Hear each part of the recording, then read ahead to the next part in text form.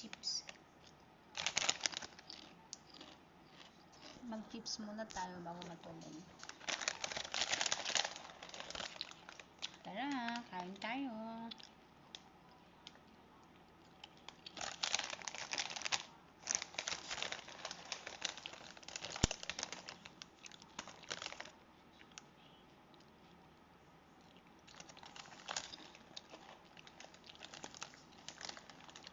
Habang pinapatuyo ko ang aking buhok kasi naligo ako, guys.